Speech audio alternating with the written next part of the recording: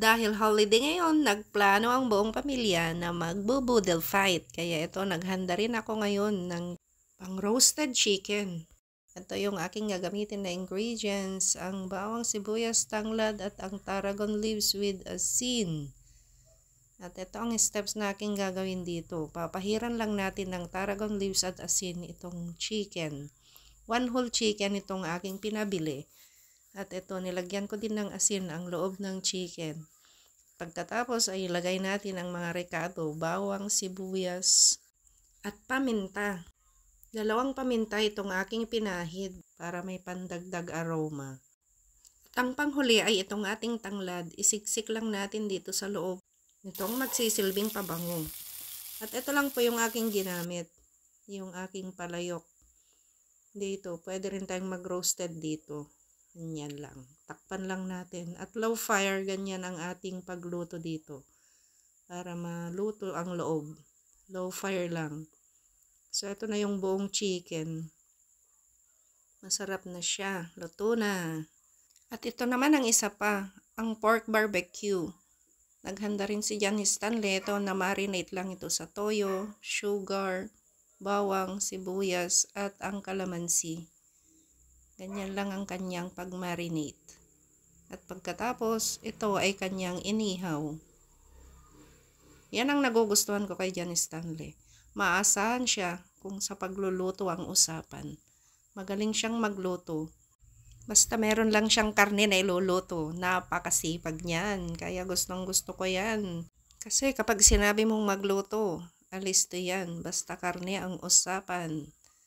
Hindi ka na magdadalawang salita sa kanya. Siguradong masarap na naman ito basta si Johnny Stanley ang nag-prepare. Magaling ito magluto.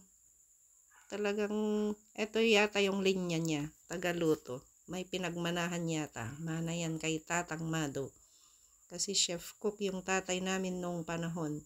At ayan, katulong niya si Zyron James. Shout out kay Zyron James, the Pogi. At eto na nga, naluto na ang ating roasted chicken. At malapit na rin maluto itong pork barbecue. At yan, i-flex ko nga ang aking anak na poging-pogi, ang chef. Chef John Stanley. At yan naman si Nami, nagpabebe pa sa kanyang daddy. At yan, kinuha ni Tita Kiana. Oh, baka naman, please subscribe, like, and comment, and share on my videos. At ito, meron din tayong hotdog. At meron ding mga gulay, ang mustasa from my garden. Para meron tayong kakainin na gulay, para maging balanse. At meron ding talong. Nilaga ko lang ang mga ito. Meron ding dahon ng native na ampalaya. At ito na nga yung pork barbecue. At ang ating roasted chicken. Ito na, ihahanda ko na ang aming boodle fight. May kamatis, mga gulay, at ang kanin. Inilabas na rin ni Ate Kiana ang ating pork barbecue. At ito na, ako na rin ang nag-prepare. Dahil gusto kong maging maayos ang aming presentation. At nandito rin yung buong chicken. Maganda itong palayok na aking nabili kasi pwede dito prito, pwedeng mag-roasted, pwede siyang gawing lutuan, kahit mag-bake ka dyan, pwede. Ayan, lagay ko na lahat dito yung mga pagkain. Dahil ito yung request nila, boodle fight with fruits. Hindi mawawala yan. May mango, pineapple, and apple. At mga gulay. At syempre, si Nami, kasali din dyan. Nandyan lang siya. Gusto niya na rin maki-boodle fight. At syempre meron din tayong buro from Marivic. Sa mga gustong bumili po dyan, shout out kay Marivic. Meron siyang buro kung gusto nyong makatikim ng buro. Ayan na nga si Nami. Takam na siya sa mga pagkain. Nandyan na sila ni Ate Cecil. Talagang gusto na rin nilang kumain. Gutom na yarn. Ayan din si Ate Kiana. Ang kanyang yaya. Yay! Eto na nga guys. Naka-ready na ang ating boodle fight. Ang gandang tignan. Maganda yung ating ginawang presentation with hotdog talaga on top of the rice. Kaya nagpaluto ako ng hotdog dahil akala ko makakapunta si Asher. Wala naman pala. So, ayan na nga guys. Nag-photo ops muna kami bago kakain. Ayan, pose.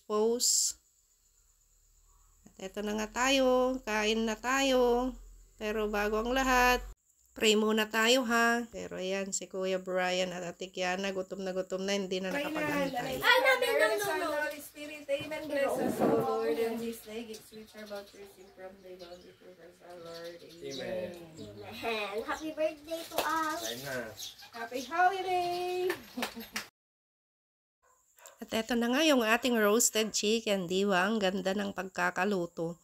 Kaya kung gusto nyo ring bumili nung palayok na ganun, maganda siyang paglutuhan ng roasted chicken. Talagang roasted siya. Crispy din po yung kanyang skin. At yan, kumuha na nga si John Stanley. Oh, Ate Cyril, kain ng marami. At talagang marami tayong kakainin ngayon. Tingnan nga natin kung sino ang makakaubos. Tapat mo, ubos mo. Yan ang ating rule. At ngayon, naparami na tayo ng kain nito. Basta boodle fight pala. Maganda kapag boodle fight kasi napaparami ng kain. Itong si Cyril, at Cyron. At syempre, ganun din si Inang, si Ate Kiana, at si Kuya Brian na on diet. Dalawa sila ni Kiana on diet. Pero kapag maraming pagkain, napaparami rin sila ng kain. Pero si John Stanley, ayan. Talagang kumuha pa uli ng rice. Dahil boodle fight nga, talagang mapapalaban sila ngayon. Sige, tingnan nga natin kung sinong makakaubos. Walang matira dapat dyan. Yan, ang rule sa boodle fight. Hotdogs. Guys. Magagarong iba ba? Nainang nakikita mo natin baba. Nakikdigdigos. Aghay pa. Tumede. Nakanuma to si Daan. Bakit nauna naman naubos ang kanin? Ang dami pang Baliktad to. Dapat una namin si Daan eh. Madiya. Grabe. Ang una ang kanin. Masarap kasi yung kanin nilagyan ko ng malagkit. Kaya pang boodle. Pang ano talaga siya. Pang mukbang. Binaanto kami na sinaan mo dyan ang? May malagkit. Akin na lang lahat ng ulam. Nagpapaudi, bagi na aming tulang. Naunang naubos talaga ang kanin. Ayan ang boodle fight. Ni Asher niya lang ang lahat doon. Laman ron. Hindi maba. Makag-swimming. At doon? Mewan. Dag. Nakarsan. Mami. Anong boodle fight to? Naunang naubos ang rice kaysa ang ulam. Before and after.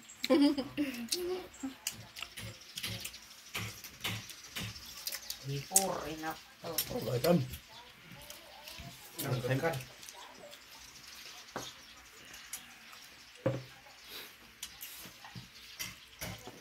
Makapsog yards. Mami. Puro. Hindi ka nang luto chicken? Yes.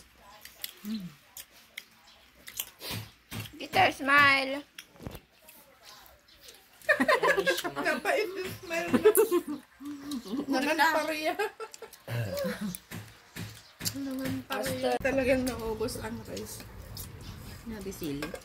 Naubos ang isang kaserolang rice. Isang rice cooker na rice. Muna pa si Cecil may rice pa. Imusan? Yung papikanan nito. Wala. In todo pa niya nunong. Kurang. Smile, Nami. Hindi, pidutan yung aming rice. Kasi ang Tita. dalikat na Mami. Tita, smile. That's all guys. Thank you for watching. Bye-bye.